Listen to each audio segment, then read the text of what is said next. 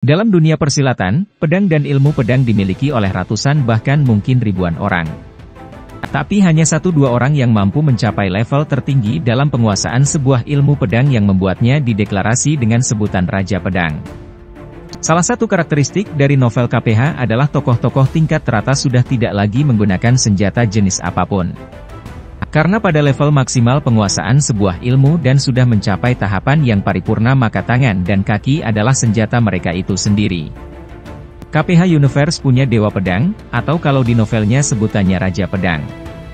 Orang yang sudah mencapai level sebutan Raja Pedang ini tentu saja memiliki kemampuan ilmu pedang dan sebilah pedang yang luar biasa. Secara umum kisah novel Raja Pedang ini selain tentang dinamika dunia persilatan, terutama perebutan pusaka-pusaka penting peninggalan Bupun Su, perjalanan hidup dan kisah asmara dari Tan Beng San, eksistensi perguruan Hoa San Pai, juga adalah perlawanan rakyat yang disupport penuh oleh para pendekar terhadap kekuasaan bangsa Mongol yang mendirikan pemerintahan kerajaan Goan. Sekarang kami akan membahas sang Raja Pedang dalam dunia KPH. Mari kita simak videonya.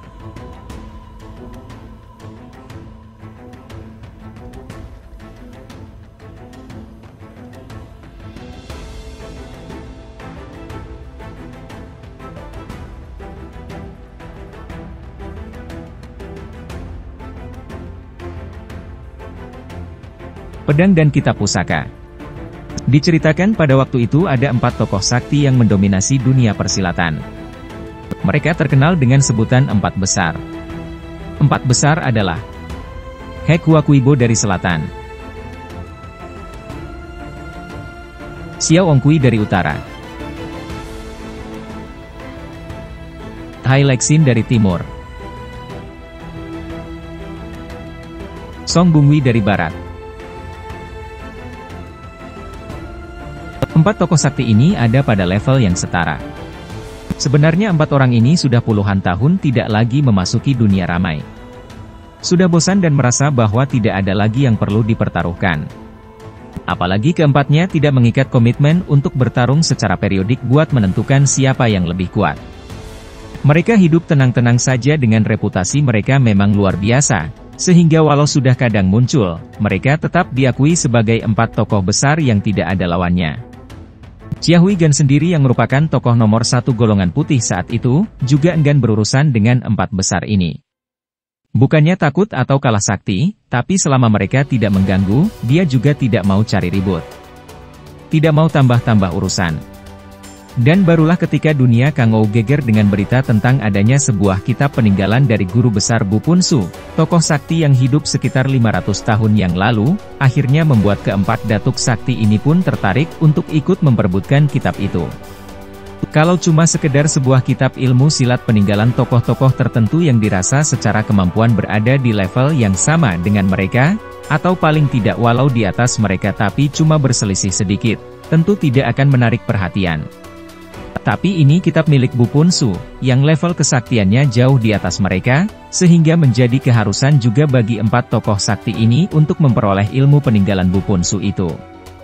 Tidaklah aneh jika seorang manusia senantiasa tidak mampu meredam keinginan untuk selalu bisa memiliki dan menjadi yang terbaik. Bupun Su adalah nama yang melegenda selama ratusan tahun dan tidak pudar dimakan waktu. Apa yang dia tinggalkan, tentulah sesuatu yang istimewa dan pantas untuk diperebutkan. Kitab warisan dari Bupun Su tersebut adalah kitab ilmu pedang yang bernama Im Yang Sin Kiam Sut, ilmu pedang sakti Im dan Yang, yang merupakan bagian dari ilmu pedang yang terdapat dalam kitab legendaris Im Yang Butek Chin Keng. Seperti kita tahu bahwa Bupun Su adalah satu-satunya orang yang menguasai semua isi kitab Im Yang Butek Chin Keng. Kitab ajaib itulah yang menghantar Bupun Su menjadi tokoh nomor 1. Kitab ilmu pedang peninggalan Bupun Su itu sebenarnya sudah ratusan tahun tersimpan di dalam goa di sebuah bukit yang tersembunyi dan tidak diketahui orang sama sekali. Sampai akhirnya suatu ketika bukit itu longsor dan membuka pintu goa, sehingga kitab itu ditemukan secara kebetulan oleh seorang jago silat mediocre bernama Lui Ko. Lui Ko sendiri bukanlah tipikal orang yang cerdas dan pandai membaca situasi. Yang ada malah sudah sombong duluan dan memamerkan hasil temuannya itu. Dan hal itu sama saja dengan mencari penyakit sendiri. Benar saja, di saat dunia Kangou heboh oleh penemuan kitab peninggalan Bupun Su ini, di saat setiap tokoh silat keluar pintu untuk memperebutkannya termasuk para datuk yang disebut empat besar itu, Lui Kok sudah diketemukan tewas dan kitab itu sudah tidak ada padanya. Pembunuh Lui Kok dan merampas kitab adalah sepasang pendekar langit bumi Tebok Nam dan Po Ati. Dua orang itu kemudian membagi dua hasil rampasannya yang kebetulan kitab itu memang terdiri dari dua jilid, yaitu bagian Im Sin Kiam Sut dan Yang Sin Kiam Sut. Dan kemudian keduanya lalu menyembunyikan diri dengan membawa kitab ilmu pedang masing-masing. Sementara pedang pusaka yang juga dicari dan diperebutkan adalah sepasang pedang mustika naga. Dan seperti halnya kitab ilmu pedang Im Yang Sin Kiam Sut, sepasang pedang pusaka ini juga adalah milik dari Bupun Su. Agaknya apa saja yang berkaitan dengan Bupun Su pastilah menimbulkan kegemparan dan diperebutkan orang. Sepasang pedang mustika naga adalah pedang terbaik yang ada di dunia persilatan selama ratusan tahun. Punya aura dan ketajaman yang tidak lumrah. Sanggup membabat putus benda apa saja.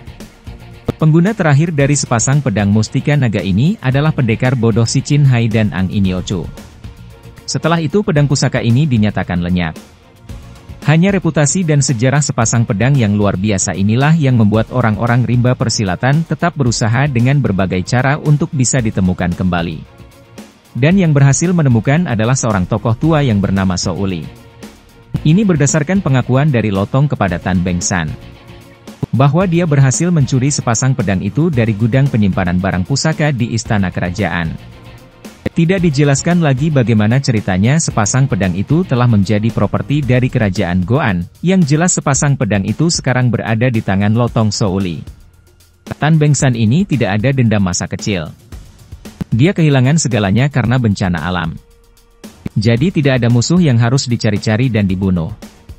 Dia menjalani takdirnya saja sebagai seorang yang bernasib baik. Tidak tewas dalam bencana banjir, malah kemudian mendapatkan apa yang juga banyak didapatkan oleh pendekar-pendekar besar yaitu keberuntungan dan keajaiban. Ada beberapa peristiwa yang seharusnya sudah merenggut nyawanya, malah lolos dari maut dan berbalik memberi keberuntungan bahkan keajaiban kepadanya. Dihantam ilmu pukulan beracun Jing Tok Chiang dan terkena anak panah beracun milik Koai Atong, bukannya tewas malah hal ini jadi semacam investasi bagi dirinya untuk digunakan dan dimaksimalkan di kemudian hari. Bukan itu saja, Tan Beng San juga secara kebetulan bertemu dengan salah satu pentolan dunia persilatan, yaitu He Kuakuibo. Wanita sakti yang merupakan salah satu dari empat besar ini memberi petunjuk cara bersemedi untuk menghimpun tenaga panas yang disebut Tai Hui dan Siu Hui, dan sebuah ilmu pukulan yang disebut Chi Hui. Semua itu dia ajarkan dengan tujuan untuk memperbesar daya Yang Kang di dalam tubuh Tan Beng San. Dan puncaknya keberuntungannya, adalah saat dia bertemu dengan Po Ati dan Tebok Nam. Kedua kakek inilah pemilik kitab sakti Im Yang Sin Kiam Sut ciptaan Bupun Su yang ingin dimiliki oleh semua orang dunia persilatan. Tan Beng San yang masih berusia 10 tahunlah yang bertemu dengan mereka.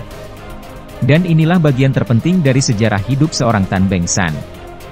Ilmu pedang dari dua kitab tersebut kemudian diajari oleh dua orang kakek itu kepada Beng San. Pada usia yang masih sangat muda, masih belasan tahun, Tan Beng San sudah memiliki ilmu pedang nomor 1 di dunia persilatan. Apalagi setelah bertemu dengan So Uli yang ternyata juga memahami gerakan-gerakan dari ilmu pedang tersebut, maka semakin lengkaplah apa yang dipelajari oleh Tan Beng San. Menguasai sebuah ilmu silat dengan spesifikasi tertentu seperti ilmu pedang misalnya, tentu butuh proses.